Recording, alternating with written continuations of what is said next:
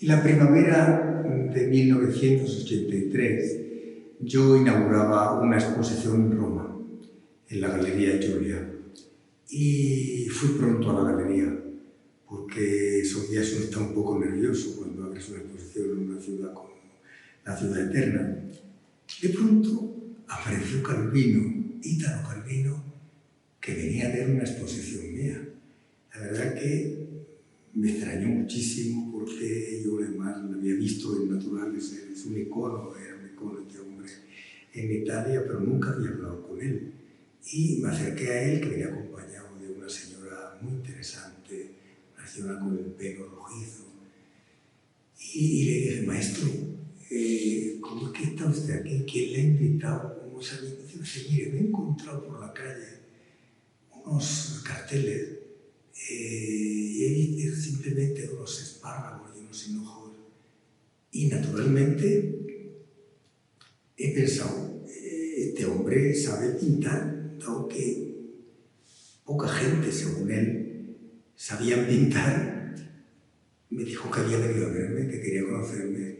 La verdad que para mí aquello fue una cosa maravillosa, que una personalidad tan grande, atraído por un pasquín que estaba en una calle, viniese a ver lo que había en la exposición.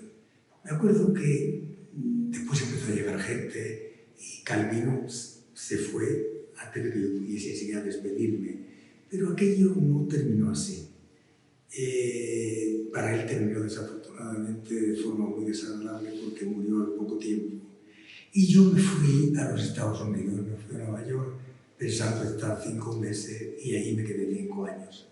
A la vuelta, precisamente en la misma galería, con el material que yo había hecho en los Estados Unidos y con el nombre de la calle donde yo vivía, 59 East 7th Street, hice una exposición de óleos grandes y de pasteles, una exposición curiosa. Apareció su mujer, apareció la viuda de Calvino, que por cierto me dijo: mire, vengo para comprar unos cuadros, porque Ítalo hablaba siempre de usted. Y aquello, de verdad, me dio mucha alegría.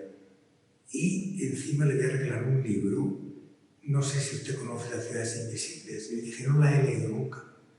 Y ahora las va a leer. Esta es una edición, de la primera edición que se hizo de Las ciudades invisibles. Y léala porque estoy seguro de que le va a servir para su trabajo, ya verá. Bueno, pasó tiempo, yo cuando me lo llevé a un viaje, me acuerdo, estaba yo en Grecia, me llevé a un viaje este libro, y cuando yo lo leía, cada vez que yo intentaba dar cuerpo físicamente a estas imágenes que narraba Calvino, decía: va a ser casi imposible trabajar con esto, porque en realidad, primero, uno de los problemas más grandes es que a veces en esos pequeños trozos de gran literatura hay tantísimas imágenes, tantísimas cosas que se suceden, que van todas juntas, que es difícil extraer una, porque yo podía hacer una imagen de cada ciudad. La verdad es que empecé en el libro, en la edición que tengo subido al bolsillo, a apuntar alguna cosita, pero no tenía muy claro, sobre todo porque pensaba: ¿cuánto tiempo tendré que tener a disposición para poder hacer una cosa de este tipo? Pensé: igual si me da una hepatitis o me da una pierna, algo así que tenga que estar muchísimo tiempo, lo tendré conmigo para poder trabajar sobre esto.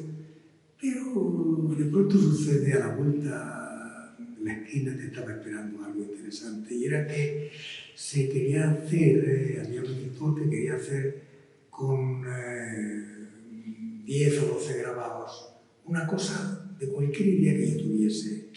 Y me acordé, sería bonito poder hacer un trabajo sobre las ciudades invisibles de Calvino, es desde la 55 del libro, poder trabajar sobre 10 o 12 obras.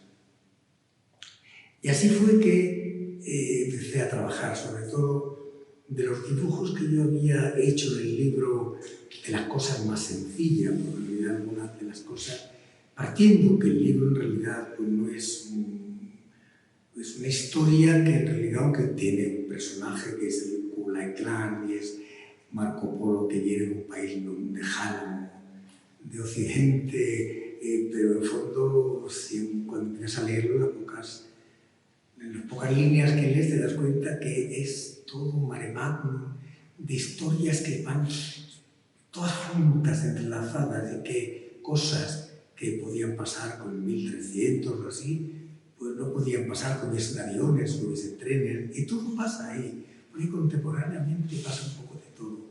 Es como si esas carpetas que Calvino parece que archivaba, contando historias sobre la mirada, sobre la memoria, sobre las relaciones, Él hubiese querido, no sé, cómo mezclar todo ese universo tan especial. Yo había extraído de forma muy personal, porque en fondo, por ejemplo, la ciudad de Tamara, que él habla de que cuando llega a la ciudad, más que indicaciones a través de los letreros o demás, lo que hay son objetos, y los objetos te van contando lo que pasa dentro de esa ciudad. Yo lo que hice fue sacar de mi casa una serie de elementos, como fueron la llave de una especie de cueva que había en la casa, o unas tijeras que me habían regalado para cortar la lana de las ovejas, para esquilar la lana de las ovejas, o unos peces de piedra que yo había encontrado una vez en un viaje en Turquía. Todo eso lo metí en aquella hoja de papel. Y tuve pronto, porque las primeras que hice tuve una idea buena. Y fue que primero plegué los papeles. Los papeles, en principio, de todo este material que me rodea aquí, está plegado por la mitad, para que conserve la historia que es un libro. Entonces, en la parte más física, en la parte derecha puse dos letras, dos signos, que en cambio es la misma inicial en distintas lenguas. O sea, en Tamara hay dos T's, en Sofonia hay una S árabe, hay una S griega, en Bersabea. He usado muchísimos alfabetos porque tuve la suerte que me habían regalado un Diderot donde había todos los alfabetos del mundo y que fueron esenciales para esta pequeña cosa que yo tenía que hacer en estas hojas de papel, que iban a ser, como decía, 10 o 12. Cuando las tuve terminadas, antes de mandarlas al editor, pensé hablar con la señora Calvino y le llamé. Y me dijo: ¡ay, qué alegría, Pedro! Tienes que venir, que ver los cuadros que compré en la Julia, los tengo en casa y demás. Y entonces, yo con mucha alegría le dije que quería contarle algo sobre las ciudades invisibles de las cuales estabas haciendo algo. Pues llegué a su casa, ellos vivían en Campo Marzio, en una casa con un duple, con una terraza en el corazón de Roma, donde veías, bueno, además no era una casa muy alta, avanzabas cerca de la gente, casi veías el cogote de las personas, pero por otra parte veías, no sé, San Pietro, veías Trinità dei Monti, veías la cúpula del Panteón, algo, y da todo lleno de plantas, porque la terraza tenía encima de la terraza, había como una parte elevada, donde todavía la vista era más impresionante. Pues yo lo puse por allí, por el suelo de la sala, los trabajos que hice, y me dijo: ¿cuántos has hecho? Y le conté la historia y dice: pues son 10, 12, no, tienes que hacer los 55, porque del trabajo de ITA lo han hecho muchas veces, pero 3 o 4 piezas, 10 piezas, 2 piezas. Lo bonito es que tú las hagas todas. Y si la haces y explicas algo, yo te doy el permiso para que puedas hacerlo sin ningún tipo de problema, para que la gente pueda ver lo que tú has hecho con esta historia. Y así fue. Así empezó esta historia con el trabajo de Calvino, que por cierto, yo he tenido muchísima suerte con este trabajo, sobre todo por saber que una persona que le había acompañado en su vida tantísimo era la primera persona que me echaba una mano, me decía: ve por ahí, que eso está bien. Entonces fue trabajar durante mucho tiempo. Estuve trabajando durante 3 veranos, porque lo pintaba todo durante el verano. En una mesa redonda, en la casa que yo tenía en Lara, aquí a la izquierda tenía una ventana maravillosa donde veía el lago de Bracciano, Y ahí enfrente tenía mucha música. Oí mucha música de Ravi Shankar, de Philip Glass, oí mucha música que María del Mar Morés le había puesto voz a cosas escritas por ella, hubo músicas griegas y turcas que ella había traducido.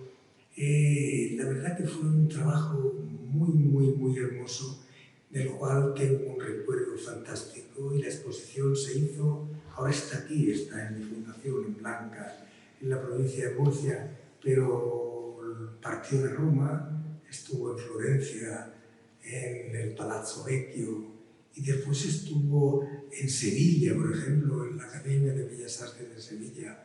Tengo un recuerdo maravilloso de ese patio con naranjos tan hermoso que tienen allí.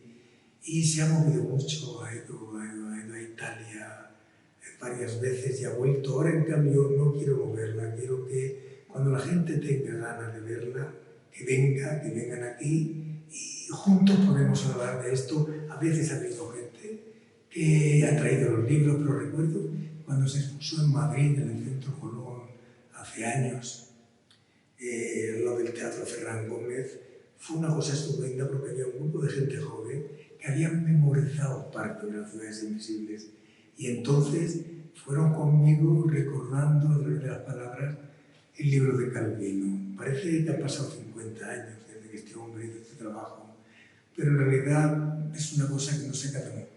Cuanto más veces te acercas a este pequeño libro tan aparentemente significante, te das cuenta del caleidoscopio de historias tan increíbles y de esas ciudades que nadie conoce porque no están en ningún mapa, no están en ningún libro, pero tienen sabores de cosas que nos pertenecen a todos.